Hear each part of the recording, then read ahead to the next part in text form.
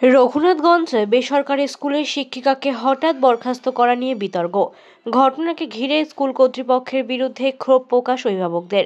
মুর্শিদাবাদের রঘুনাথগঞ্জে সরস্বতী শিশু মন্দির নামে একটি বেসরকারি স্কুলের শিক্ষিকাকে স্কুল থেকে বার করে দেওয়া ঘিরে চাঞ্চল্য ছড়িয়েছে। অভিযোগের তীর উঠেছে স্কুলের প্রধান শিক্ষিকা এবং ম্যানেজিং কমিটির বিরুদ্ধে। জানা গেছে, রানী চক্রবর্তী নামে ওই শিক্ষিকা 2018 সাল থেকে স্কুলে কর্মরত ছিল। অভিযোগ, গত জুলাই মাসে বেতন বৃদ্ধি নিয়ে স্কুল কর্তৃপক্ষের সঙ্গে তার মনোমালিন্য হয়। এরপরেই তাকে শোকজ লেটার দেওয়া হয় আর তার জবাব দেন তিনি, কিন্তু তারপর থেকেই তার উপর মানসিকভাবে চাপ সৃষ্টি করা হয়। বৃহস্পতিবার সকালে তিনি স্কুলে ঢুকতে গেলে তাকে আর প্রবেশ করতে দেওয়া হয়নি। রানী দেবীর অভিযোগ, আমার সঙ্গে যে ব্যবহার করা হয়েছে তা একেবারেই শোভনীয় নয়। আমি বছরের পর বছর নিষ্ঠার সঙ্গে পড়িয়েছি, আজ হঠাৎ করে আমাকে এভাবে বার করে দেওয়া হলো। অন্যদিকে স্কুলের ম্যানেজিং কমিটির কোষাধ্যক্ষ জানান যে ওই শিক্ষিকাকে আগেই আমরা বরখাস্ত করেছি। বেতন বৃদ্ধির সময় তিনি স্কুলে বিশৃঙ্খলা সৃষ্টি করেছিলেন, তাই তাকে সেবামুক্ত করা হয়েছিল। তবুও তিনি প্রতিদিন স্কুলে উপস্থিত হচ্ছেন, কেননা তা অজানা আমাদের। এই ঘটনাকে কেন্দ্র করে এলাকায় তীব্র প্রতিক্রিয়া সৃষ্টি হয়েছে। অভিভাবকদের একাংশ স্কুল কর্তৃপক্ষের সিদ্ধান্ত পুনর্বিবেচনার দাবি জানিয়েছেন। এখানে কি মূলত কিসের জন্য এখন দাঁড়িয়ে আছেন আপনারা? এই যে দিদিভাইকে ঢুকতে দিচ্ছে না, এইভাবে একটা বিশৃঙ্খলা। আপনার ছেলে মেয়েকে সঙ্গে নিয়ে এসেছেন স্কুলে? তাহলে তারা তো শিক্ষার আঙ্গিনায় থেকে বঞ্চিত হচ্ছেন। তাহলে এখন আপনারা কি চাইছেন? আমরা চাইছি একটা শান্তি শৃঙ্খলা যেন বজায় থাকুক, এইটাই। দিদিভাইয়ের সঙ্গে যা সমস্যা সব মিটিয়ে নেওয়া হোক। হ্যাঁ, কিন্তু আমাদের সময় আমাদেরকে এই দিদিভাই পড়িয়েছিল, আমাদের বাচ্চাদেরকে কোনো প্রবলেম হয়নি, কোনো প্রবলেম হয়নি। আর দিদিভাইকে যা বলা হয়েছে দিদিভাই সেটাই করে দিয়েছে, কিন্তু এখনকার দিদিভাইকে বলানো হচ্ছে সেটা কিছু করছে না। মানে উনি থাক, এটা আপনারা চান?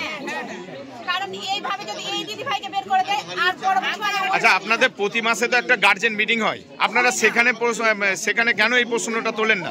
গার্জেন মিটিং ডাকে না, আর এখন আরেক গার্জেন মিটিং বাদ গেছে।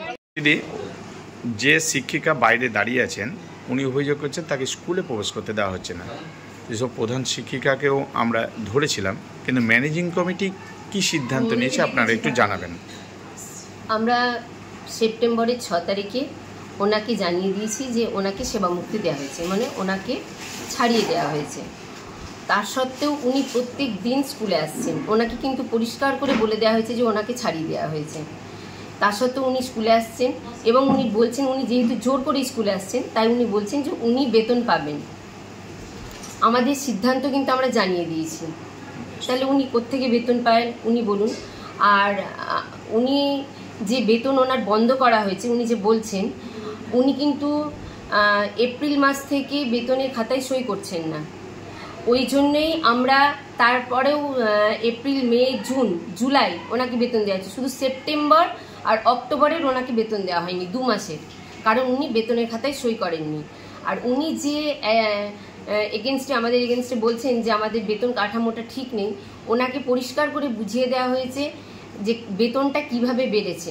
ওনারও বেতন বেড়েছে, কিন্তু ওনার বেতন যেভাবে বেড়েছে ওনার পছন্দ নয়, ওনার আরো বেশি বেতনের দরকার। মানে ম্যানেজিং কমিটি একটা সিদ্ধান্ত নিয়েছে, হ্যাঁ, কিন্তু উনি মানছেন না। একটা সিদ্ধান্ত নিয়েছেন কিন্তু উনি সেই সিদ্ধান্ত মানছেন না। আপনার নাম? আমার নাম মৌহারায়, আমি এই ম্যানেজিং কমিটির কোষাধ্যক্ষ। দিদি, কি কারণে স্কুলটা বন্ধ রেখেছেন? নমস্কার, আমি রানী চক্রবর্তী। 2018 সাল থেকে আমি এই স্কুলে আছি, একদম 1 জানুয়ারি থেকে।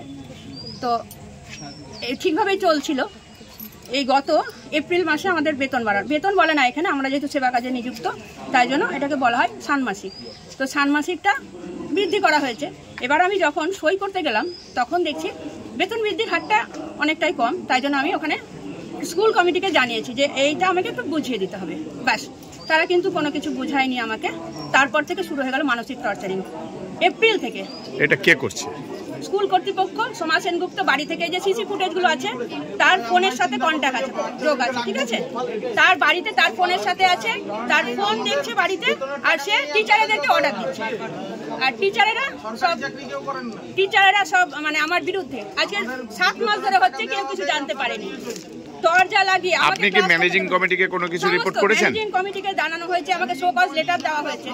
হ্যাঁ, আমি তার উত্তর দিয়েছি, তার বসেছে কিন্তু কোনো কিছুতে বসেনি। বলেছে আপনি কি প্রশাসনের দ্বারস্থ হয়েছেন? না, আমি প্রশাসনের দ্বারস্থ হইনি, এরা থানা পুলিশ করেছে। যখন দেখলো এটা পারছি না, টিচারেরাও আমাকে অনেক অত্যাচার করছে ভেতরে, তবু আমি ওদেরকে মানছি না, কারণ ওদের ডেজিগনেশন আমার ডেজিগনেশন একই। ওদের আসল প্রধানাচার্য বলুক, আমি ওদেরকে বলেছি প্রধানাচার্য তোমাদের বক্তব্য কেন, তোমরা কেন বলবে, প্রধানাচার্য আসুক এসে আমাকে বলুক, কিন্তু সে কিন্তু স্কুলে আসে না। সে আমি বাড়ি চলে যাওয়ার পরে সে স্কুলে আসে, ঠিক আছে, 11:30টার দিকে কি 11টার পরে ও স্কুলে আসে। ও আজ পর্যন্ত আমাকে কিছু বলেনি। আপনাকে কি স্কুল থেকেই বের করে দেওয়া হয়েছে? আমাকে বলছে, কিন্তু আমার শুনুন, আমার বায়োমেট্রিক থেকে আমাকে সরানো হয়েছে, আমি সইয়ের খাতা খুঁজে পাচ্ছি না। তখন যেহেতু প্রধানাচার্য স্কুলে আসেন না, তাই জন্য আমি তাকে একটা লেটার করেছিলাম যে আমার কি বলে আমি যে পাচ্ছি না, তার জন্য একটু ব্যবস্থা করুন। তিনি তো কোনো উত্তরই দেননি। সম্পাদক অনিল সরকার সেই উত্তর দিয়েছেন যে তোমাকে তো বার করে দেওয়া হয়েছে মুখেই, এখানে কোনো দিয়ে। তখন থানা এটা যখন হলো না, তখন থানা পুলিশের দ্বারস্থ হলো। থানা যখন লোক আমার বাড়িতে যাচ্ছে, থানার লোককে যখন আমি বলছি যে শুনুন, আমাকে বেতন বন্ধ করে দিয়েছে জুলাই। আর আপনার নামটা বলুন। রানী চক্রবর্তী। কোন স্কুলে আপনি করেন? আমি সরস্বতী শিশু মন্দির। এটা সরকারি না বেসরকারি? এটা বেসরকারি। আমার শুধু